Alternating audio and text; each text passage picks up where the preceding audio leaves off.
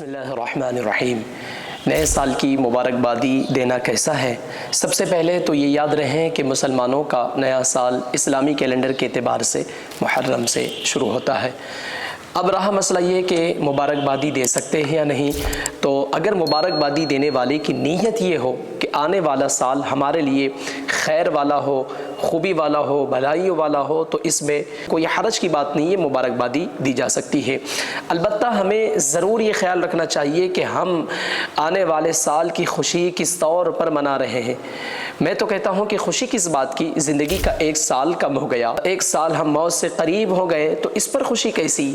چلیے اگر خوشی مناتے بھی ہیں تو کہیں ایسا تو نہیں ہے کہ ہم اللہ رب العزت کو ناراض کرنے والے کام کر کے خوشی منا رہے ہیں۔ 31 نائٹ میں کیا ہوتا ہے؟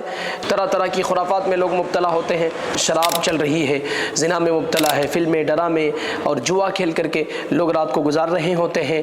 تو اس چیز کی تو اجازت نہیں ہوگی نا، خصوصاً مسلمانوں کو، اس لیے کہ ہم شریعت کے پابند ہیں، ہمیں یوں ہی آزاد تو نہیں چھوڑ دیا گیا ہے نا، شریعت کی کچھ باؤنڈریز ہے، ہمیں اس کو تو کراس نہیں کرنا ہے۔ خلاصہ کلام یہ کہ شریعت کے حدود میں رہ کر کے اگر ہم خوشی مناتے ہیں تو اس چیز کی اجازت ہوگی۔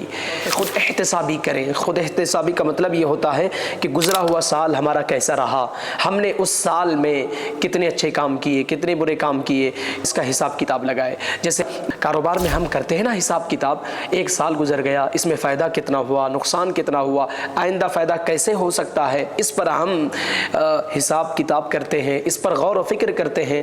تو یہ مسلمانوں کے لیے آخرت ایک تجارت ہے اور سب سے بہترین تجارت ہے، تو اس تجارت میں بھی ہمیں غور و فکر کرنے کی ضرورت ہے۔ اس رات کو ہم اللہ تعالیٰ کی بارگاہ میں اپنے گناہوں سے توبہ کر کے، استغفار کر کے، قرآن مجید کی تلاوت کر کے، کچھ صدقہ و خیرات کر کے اور درود پاک کی کثرت کر کے، اپنے لیے، اپنی فیملیز کے لیے اور ساری امت مسلمہ کے لیے دعائیں خیر مانگتے ہوئے اس رات کو گزاریں۔ اللہ کریم مجھے اور آپ کو کہنے سننے سے زیادہ عمل کی توفیق عطا فرمائے اور آنے والے سال کو ہم سب کے لیے خیر و خوبی والا بنائے۔ آمین یا رب العالمین۔